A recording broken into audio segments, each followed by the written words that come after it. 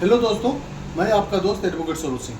दोस्तों, मैं इस वीडियो में ऑल इंडिया बार काउंसिल का एग्ज़ाम कैसे आप पास कर सकते हैं इजीली और साथ साथ CLAT exam common law admission test होता है दोस्तों, जो कि एक लॉ कॉलेज में अच्छे लॉ कॉलेज में आपको एडमिशन के लिए एग्ज़ाम जरूरी होता है। और ये एग्ज़ाम को आप पूरी तरह प्लानिंग के थ्रू, प्रॉपर स्ट्रेटजी के थ्रू अगर आप करेंगे तो पास कर जाएंगे। क्योंकि बोला गया है दोस्तों, if you fail to plan you plan to fail. That means आप प्रॉपर प्लानिंग के थ्रू करें, आप इजीली इस एग्ज़ाम को क्वालिफाई करेंगे और अच्छे लॉ कॉलेज में आपका एडमिशन भी हो जाएगा दोस्तों। लेकिन इसके अलावा मैं ये बताना चाहता हूँ, बहुत सारे लॉ कॉलेज से बच्चे पढ़ के आते हैं जो कि एक ऐसे कॉलेज होते हैं ना वहाँ पे प्रॉपर फैसिलिटी होती है, ना क्लासेस रेगुलर चलते हैं, ना प्रॉपर फैकल्टी होती है। ऐसे बच्चे ऑल इंडिया बार काउंसिल के एग्ज़ाम में थोड़ा डिफ़िकल्टी हो रही है, पास करने में उनको दिक्कत आ रही है। क्योंकि दोस्तों इस बार का भी रिजल्ट भी देखेंगे तो बहुत सारे स्टूडेंट पास नहीं कर पाए। क्यों नहीं कर पाए? क्योंकि उनको पता ही नहीं है कि कौन सा सब्जेक्ट में कौन सा सेक्शन, कौन सा कॉन्सेप्ट कोई भी सेक्शन का कहाँ पे है, नहीं है।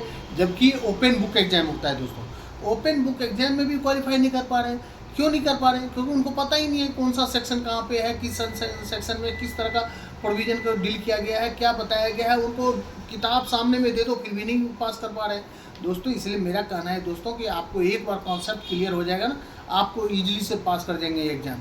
जैसे ऑल इंडिया बार काउंसिल के एग्जाम मैं बताना चाहता हूँ। ऑल इंडिया बार काउंसिल में क्या है, मेजर सब्जेक्ट पे आपको ध्यान देना है।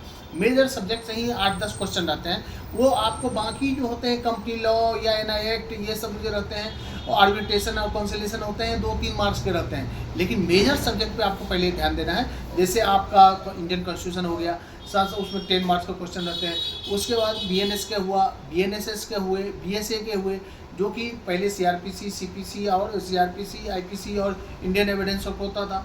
अब ये दोस्तों अब हो गया, नया कानून आ गया। अब नया कानून आने पे ये मेजर सब्जेक्ट जो क्रिमिनल लॉ के हैं उस पर आपको ध्यान देना है। उसके अलावा इंडियन कॉन्स्टिट्यूशन, फैमिली लॉ, इस तरह का प्रोफेशनल एथिक्स, बस ये 5-6 सब्जेक्ट पे अच्छे से आपको पढ़ लेना है।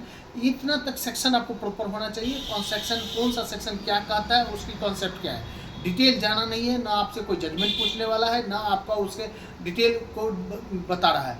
ईजिली आपके नॉलेज में होना चाहिए कौन सा सेक्शन क्या बोलता है और उसका कहने का क्या मतलब है।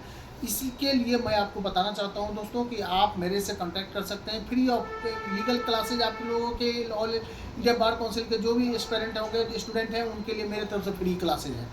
उसके लिए कोई चार्जेस देने की जरूरत नहीं होती है। दूसरी बात, CLAT common law admission test के एग्जाम भी इजीली पास कर सकते हैं। उसी क्लैट एग्जाम को पास करवाने के लिए अच्छे ऐसे इंस्टीट्यूट हैं जो कि जानबूझ के 50,000 1 लाख रुपए फीस लेते हैं। भैया उसमें क्या सिखाओगे? मान लो रीजनिंग के क्वेश्चन रहते हैं, लीगल एप्टीट्यूड के क्वेश्चन रहते हैं, उसके लिए तो आपको खुद से प्रैक्टिस करना पड़ेगा। 5-10 सेट ले लेंगे आप, आराम से पढ़ के अपनी तैयारी कर लेंगे। उसके बाद क्या, एप्टीट्यूड रीजनिंग का तो आपको क्वेश्चन सेट बना लेंगे, उसी से आपको कॉन्सेप्ट पता चल जाएगा। उसके बाद आ गया जनरल नॉलेज, जीके जीएस। अब जीके जीएस के लिए आपको क्या, कोई पढ़ाएगा, नोट्स ले लो, उसके बाद आराम से पढ़ लो। मेन कॉन्सेप्ट कहाँ समझने का पड़ेगा आपको? हाँ, इंग्लिश की जहाँ तक आ रही, आपके जगह पे साइनो एंटो तो हम याद नहीं करेंगे, आपको ये याद करना है। पैसेज भी आप ही को डील करने हैं, आपको पढ़ने हैं। हाँ, आपको एक डायरेक्शन मिल जाएगा। उसके अलावा आपका जहाँ तक लीगल की बात है, तो लीगल में भी मैं बोला सिंपल क्वेश्चन रहते हैं। इंडियन कॉन्स्टिट्यूशन से कुछ क्वेश्चन रहते हैं, बीएनएस से क्वेश्चन रहते हैं, बीएसएस से क्वेश्चन रहते हैं, जो नया कानून आ गए हैं उससे क्वेश्चन रहते हैं। उसके अलावा बस सिंपल लीगल का तो मैं 5 क्लास ले लूँगा, उसमें आपको कहीं कुछ करने की जरूरत नहीं और गारंटी है एक भी क्वेश्चन गलत नहीं होगा।